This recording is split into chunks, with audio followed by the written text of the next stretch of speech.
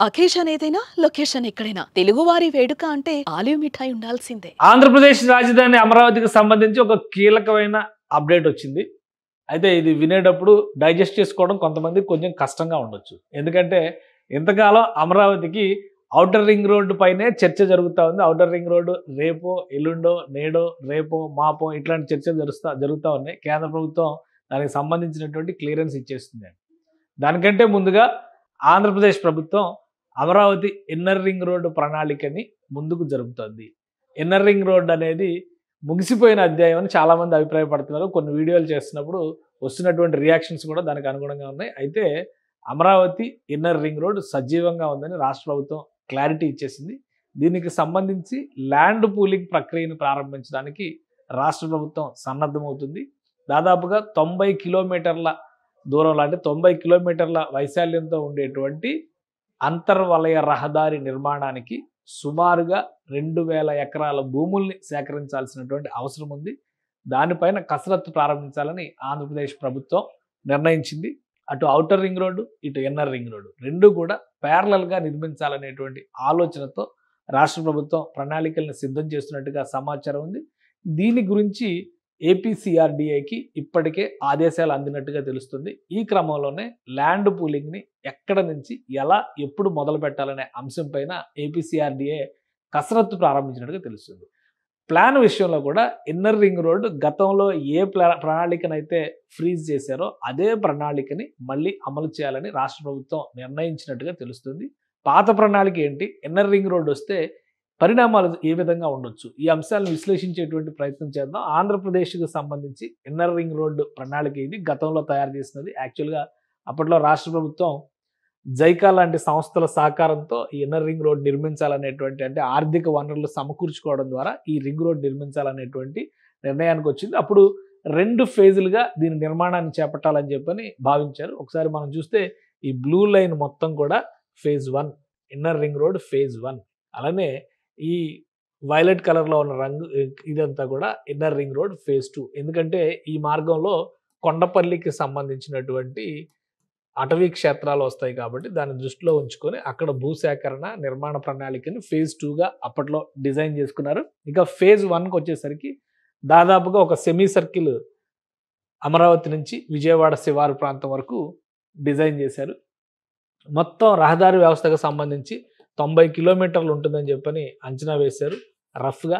ఇదే ప్రణాళిక ప్రకారం కనుక ఇప్పుడు భూసేకరణ ప్రారంభిస్తే సుమారు 2100 ఎకరాల వరకు భూముల్ని సేకరించాల్సినటువంటి అవసరం ఉంటుంది. అలానే నిర్మాణ ప్రణాళిక విషయంలో అంటే ఇటు అమరావతి ఫస్ట్ ఒక సిటీ అవుతుంది, ఈ పక్కన చూస్తే విజయవాడ రెండో మెగా సిటీ అవుతుంది. ఈ 2 సిటీలతో పాటు తాడేపల్లి మంగళగిరి కార్పొరేషన్ ఉంది ఇక్కడ, ఇది కూడా ఇన్నర్ రింగ్ రోడ్ పరిధిలోకి వస్తుంది. అంటే ఈ బ్లూ లైన్ పరిధిలో ఉన్న ప్రాంతం అంతా కూడా ఇన్నర్ రింగ్ రోడ్ అవుతుంది. ఈ క్రమంలో మరొక 2 వంతెనలు కృష్ణానది పైన వస్తాయి. ఇటు వెస్ట్ సైడ్ ఒక వంతెన వస్తుంది, ఇటు ఈస్ట్ సైడ్ మరొక వంతెన వస్తుంది. సో ఇది ప్రణాళిక. సుమారుగా అప్పట్లో వేసినటువంటి అంచనాల ప్రకారం 10,000 కోట్ల రూపాయల నుంచి 12,000 కోట్ల రూపాయల వరకు ఖర్చు అవుతాయని చెప్పని భావించారు. అయితే జాప్యం జరిగింది. 2018లో పనులు మొదలు కావాల్సింది కొత్త ప్రభుత్వం వచ్చిన తర్వాత 2019లో వైఎస్ జగన్మోహన్ రెడ్డి ప్రభుత్వం వచ్చిన తర్వాత మొత్తం అమరావతినే అటకెక్కించినటువంటి పరిస్థితి. ఇన్నర్ రింగ్ రోడ్లో కూడా కుంభకోణం జరిగింది, స్కామ్ జరిగింది అని చెప్పని దానిలో ఇంటర్నల్గా జరిగినటువంటి ల్యాండ్లకు సంబంధించి భూములకు సంబంధించినటువంటి క్రయ విక్రయాల్లో ఇన్సైడర్ ట్రేడింగ్ జరిగిందనేటువంటి ఆరోపణలతో ఈ ప్రాజెక్టును పూర్తిగా ఆపేశారు. దాంతో ఫండింగ్ చేసేటువంటి విషయంలో కూడా ఎవరు ముందుకు వచ్చేటువంటి పరిస్థితి లేకుండా పోయింది. సో మొత్తం మీద ప్రాజెక్ట్ ఆగిపోయింది.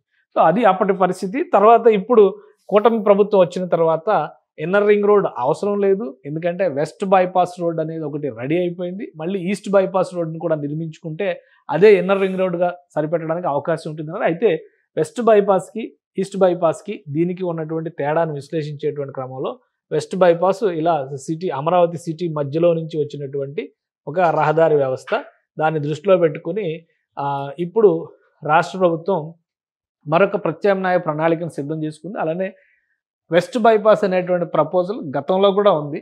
కాకపోతే అప్పట్లో వెస్ట్ బైపాస్ని ఆపి ఇన్నర్ రింగ్ రోడ్ని చేపట్టాలనేటువంటి ఆలోచన రాష్ట్ర ప్రభుత్వం చేసింది. కానీ గత జగన్మోహన్ రెడ్డి ప్రభుత్వం ఇన్నర్ రింగ్ రోడ్డు లేదు, అవుటర్ రింగ్ రోడ్డు, అసలు అమరావతి లేదని చెప్పింది. కాబట్టి కేంద్ర ప్రభుత్వం తమ షెడ్యూల్ ప్రకారం 2021లో పనులు ప్రారంభించి వెస్ట్ బైపాస్ని దాదాపు ఇప్పుడు కంప్లీట్ చేస్తున్నటువంటి దశ. బహుశా జూన్ నాటికి పూర్తి స్థాయిలో ఆ ప్రాజెక్ట్ కంప్లీట్ అవుతుందని చెప్పని అందరూ ఆశిస్తున్నారు. కాబట్టి ఇప్పుడు ఈ అంశాలన్నింటినీ దృష్టిలో ఉంచుకొని లేటెస్ట్గా ఔటర్ రింగ్ రోడ్డుకు సంబంధించి ఇచ్చినటువంటి ప్రపోజల్స్లో కూడా చాలా క్లియర్గా రాష్ట్ర ప్రభుత్వం ఇన్నర్ రింగ్ రోడ్డు ప్రతిపాదనని సజీవంగా ఉంచింది. ఇన్నర్ రింగ్ రోడ్డుతో మరొక కాంట్రాస్ట్ ఏది జరగకుండా ఉండేలాగే ఇది ఈ మధ్య కాలంలో ఔటర్ రింగ్ రోడ్డుకు సంబంధించినటువంటి ప్రణాళిక. ఈ రెడ్ కలర్లో కనిపిస్తుందంతానేమో ఔటర్ రింగ్ రోడ్డు, ఇక్కడ ఈ రెడ్ కలర్లో ఉన్నంతా కూడా ఓఆర్ఆర్, అలానే ఈ మధ్యలో బ్లూ కలర్లో ఉన్నంతా ఐఆర్ఆర్, ఈ పింక్ కలర్లో ఉన్నది వెస్ట్ బైపాస్ రోడ్డు. సో ఈ వెస్ట్ బైపాస్తో సంబంధం లేకుండా మళ్ళీ ఒక ప్రణాళిక ప్రకారం ఇన్నర్ రింగ్ రోడ్ వెళ్లాల్సిందే.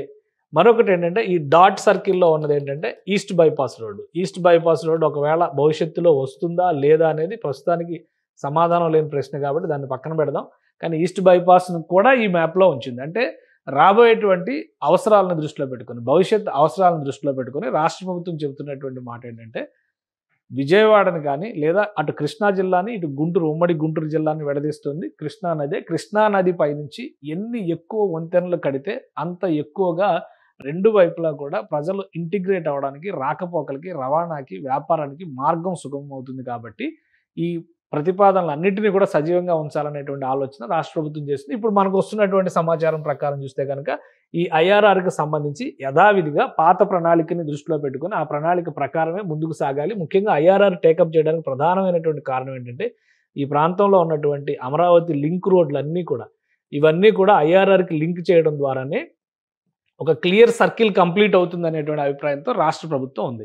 ఒకవేళ ఇవి కంప్లీట్ చేయకుండా ఇలా వదిలేస్తే డెడ్ ఎండ్లుగా ఉండి ఒక ప్రణాళికాబద్ధమైనటువంటి నగరం అనేటువంటి స్వరూపం ఇవ్వదు. కాబట్టి ఇన్నర్ రింగ్ రోడ్డుని అమలు చేయాలనేటువంటి ఆలోచనతో రాష్ట్ర ప్రభుత్వం ఉంది. అందులో భాగంగానే ఫస్ట్ ఫేజ్లో ఈ కృష్ణా గుంటూరు జిల్లా, అంటే ఉమ్మడి కృష్ణా ఉమ్మడి గుంటూరు జిల్లాలు, ఇప్పుడు ఇదంతా ఎన్టీఆర్ జిల్లా అయింది, ఈ పక్కన అంతా కృష్ణా జిల్లా ఉంది, ఇటువైపు గుంటూరు జిల్లా పరిధిలో ఉంది, ఈ ప్రాంతంలో కొంత భాగం మాత్రం పల్నాడు జిల్లా పరిధిలోకి వస్తుంది. కాబట్టి ఇలాంటి అంశాలతో వేటితో సంబంధం లేకుండా అమరావతి సమగ్ర ప్రణాళికకి సంబంధించి ఒక క్లారిటీ ఉండాలి, ఇంటిగ్రేటెడ్ రోడ్ నెట్వర్క్ ఉండాలంటే కనుక ఐఆర్ఆర్ని అమలు చేయాల్సిందే అనేటువంటి ఆలోచనతో ఆంధ్రప్రదేశ్ ప్రభుత్వం ఉంది.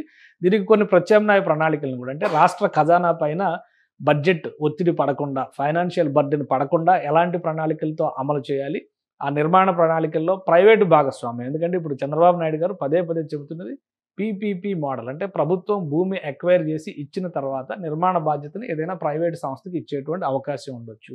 అలానే భూమికి సంబంధించినటువంటి పరిహారాలను ల్యాండ్ పూలింగ్ కానీ ల్యాండ్ ఎక్విజిషన్ పద్ధతుల ద్వారా కానీ భూమిని సేకరించిన తర్వాత ఆ పరిహారాలను ఎవరు భరించాలి? ప్రభుత్వం భరిస్తుందా, ప్రైవేటు సంస్థలు భరిస్తాయా? అలానే కేంద్ర ప్రభుత్వ సహకారం ఏమైనా తీసుకుంటారా? నిర్మాణం జరిగిన తర్వాత ఫైనాన్షియల్ మోడల్ ఏ విధంగా ఉండాలి? ప్రైవేటు సంస్థ నిర్మిస్తే దానికి రీపేమెంట్ ఏ విధంగా జరుగుతుంది? ఇలాంటి అంశాలపైన ప్రస్తుతం కసరత్తు జరుగుతున్నట్టుగా తెలుస్తుంది. మొత్తం మీద భూసేకరణ జరగడానికి కనీసం సంవత్సర కాలం పట్టేటువంటి అవకాశం ఉంది. అందుకని ఈలోపు ఫైనాన్షియల్ మోడల్స్ మీద వర్కౌట్ చేయడం, భూసేకరణను మాత్రం ఇమీడియట్గా స్టార్ట్ చేయడం, ఈ అంశం పైన రాష్ట్ర ప్రభుత్వం ఒక క్లారిటీతో ఉంది. దీనికి సంబంధించి ఏపీసీఆర్డీఐకి ఆదేశాలు ఇప్పటికే వెళ్ళినట్టుగా తెలుస్తుంది. ఏపీసీఆర్డీఐ గతంలో తయారు చేసినటువంటి డిపిఆర్ని మళ్ళీ బయటకు తీసి ఒకసారి అప్పుడు చేసినటువంటి పరిస్థితులు, 5 ఏళ్లలో మారినటువంటి పరిణామాలు, వీటన్నిటినీ బేరీజు వేయడం ద్వారా మరొక నివేదికని రాష్ట్ర ప్రభుత్వానికి సమర్పించేటువంటి అవకాశం ఉంది. ఆ నివేదిక ఆధారంగా రాష్ట్ర ప్రభుత్వం నిర్ణయం. సుమన్ టీవీలో మీ పర్సనల్ అండ్ బిజినెస్ ప్రమోషన్స్ కోసం కింది నెంబర్కి కాంటాక్ట్ చేయండి.